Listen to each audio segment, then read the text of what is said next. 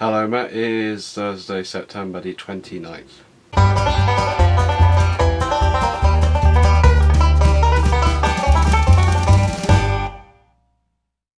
So I am so sorry for yesterday's absolute calamitous focusing towards the later part of the vlog. I thought I was getting it right, but yeah, it is absolutely inconceivable that I can make a mistake like that when I was focusing so hard on making it right. I'm so sorry. I hope you forgive me. Right, so I've just come fresh off watching the second episode of the Series 11 of Red Dwarf. I didn't mention it last week's vlog because, if I'm being honest, the first episode was sort of a little bit disappointing. It wasn't up to much, but this episode, yeah, that was good. This episode was on par with a couple of Series 10 episodes, which I like that series. So yeah, as you probably know, Red Dwarf is one of my favourite shows of all time. Probably does top the lot, maybe the exception of Only Fools and Horses, but either way, yeah, it's back, and yeah, so many stuff's going back. I've already said that, so I'm going to move on to another thing that's going back. Skyrim. Yeah, Skyrim Remastered is coming out in October or November. I don't know when I've got to do a research on it, but you can trust me, when I get that game, I will be playing that a lot more than Battlefront. Not because Battlefront's bad, but because Skyrim I remember being so good back in the day, and I remember having so many hours playing it. I think I've got like 350 or something hours on my old profile, but yeah, I really like that game. It looked even better on Xbox One and console mods as well, so that's very, very good for me. But yeah, I'm going to be playing that a lot, and I mean a lot, in the coming weeks when it comes out. So yeah, that's pretty decent. Thing is though, Crash Bandicoot is in the early stages of making a comeback. I don't know when the games are going to come out, the remastered versions, but I don't know. I don't think I'll get a PS4 just to play them, unless if they are really good, in which obviously I will get, PS4 to get them. Because Crash Bandicoot is a big part, but it's not as big as something like Star Wars or Robot Wars. It's a pretty big part. Obviously though, I did my YouTube walkthroughs on it, which reminds me, it's been a year since I did the Crash Bandicoot redone walkthrough, and I said I was going to do Crash Bandicoot 2, but I never did. The reason is basically I got an Xbox One. So, oh well, no one really watches my videos anyway, and this is the channel I upload most to now. LiftBrown is sort of a bit of a barren wasteland right now. I can't think of anything to upload or anything to do on it. I'm sort of thinking of doing an updated top 10, top 25 list to upload to that channel, because I feel like the vlog I did on that was really rushed the other month, so I'm going to do a good version of that with 25 films, really well edited. But the thing is my view counts on the Crash Bandicoot walkthrough were terrible. I don't think this would be a lot better.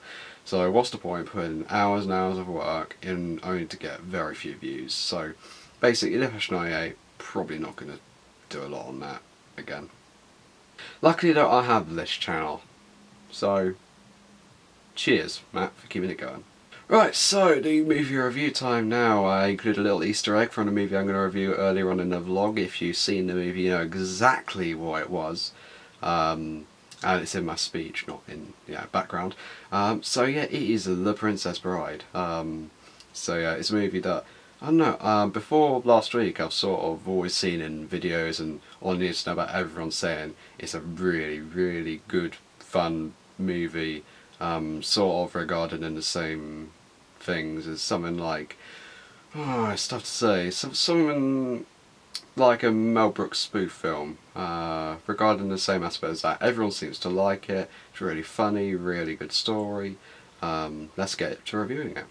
So basically, Princess Bride is a 1987 film, sort of fantasy, with sort of modern day talk in it. It's focused mainly on a grandfather reading his grandson a story which he's been read countless times before, and it's basically showing his son at the start sort of not really enjoying it, but then as the story goes on he starts to really get into it, and it's sort of a really good aspect of how you think about a movie. At first you think it's going to be a really cheesy romance, really bad fantasy. I mean, the first scene in the movie is sort of really poor, But as it gets on, you sort of feel the grandson's like enthusiasm grow for it, as yours does. You get so sucked into the story, which is a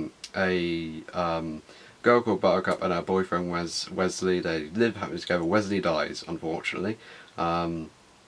So then years later, she is basically chosen to be the bride to the king, or prince at the time. So yeah, she doesn't want to do that. She wants to, go out exploring the world, but then she's kidnapped by three crooks: Vizzini, Vezek, and Inigo Montoya. And then Wesley isn't dead. He comes back and he tries to save her. And it's basically the whole movie is basically Wesley saving her from the Prince Humperdinck who's trying to marry her, and all the rest of the crooks finding their niche. And yeah, it's just a good fantasy adventure movie with a few good comedic bits in it. The characters are too many to count, and I'm already at 7 minutes in. Oh my god, I've been recording for ages. Okay, I've got to sort of get this review done a bit quicker. So yeah, the characters are too many to count. I'd say the Princess Buttercup, not the most interesting character. You could argue, she's the titular character, but not really the focus of the movie. Wesley's sort of a Robin Hood-like character, which is funny because the actor Carriel was actually played Robin Hood in Men in Tights, which is another spoof, which just sort of says regarding Mel Brooks spoof. Robin Hood, Men in Tights, directed by Mel Brooks. Carriel has played Wesley in Princess Bride and Robin Hood in Men in Tights, but he makes a pretty good character. He's a bit one-dimensional, but you can see his abilities. The Prince and is encompasses a really good comedic foil villains. Like, they got great voices, and some of the comedy they get out of them is also really good. And especially the torturer, like the first time you realise like, oh, it's gonna be really stereotypical, but then just the first second the torturer comes on played by Mel Smith, oh my god, that was just, I'm in stitches, that scene. But the three main characters who everyone seems to remember are Vizzini, played by Wallace Shawn, who is the same actor who played Rex in Toy Story. He is just a complete opposite character of him, and he really plays it well. He's just really arrogant, really up his own arse, and yeah, he gets what's coming to him by the end, and he says inconceivable a lot, which does add a lot of comedic tropes. Vezek, played by Andre the Giant, a really faint-headed but really kind, big bloke, who also gets a lot of really good laughs. And my favourite character, Inigo Montoya. Basically, a Spaniard, knows how to fight, wants revenge on his father's death, and that's one of the other best lines in the movie. My name is Inigo Montoya. You killed my father, prepare today. I love that line. And yeah, he's a really good character.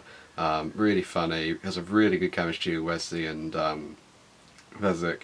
And yeah, it's a really good story, great characters, good comedic tropes as well.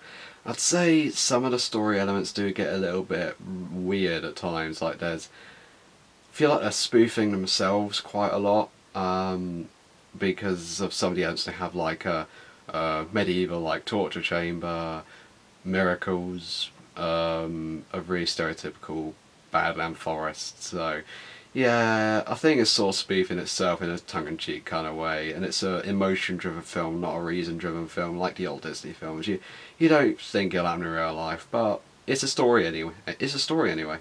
Actually, it's told in the means of a story, which is just brilliant. Which is a really smart way of telling a story, and it stands for a really kind of stupid premise, but the comedy is really good, the movie's really good. Any complaints I have apart from the obvious tropes and the one-dimensional main two characters? Not really. Everyone else is great, so it is a very, very, very good movie and worth the wait to see, because I wanted to see that movie for God knows how long. Right, so it's been very positive movie reviews in the last few weeks, I think, apart from Suicide Squad. It's been, probably the most positive time in vlogging history.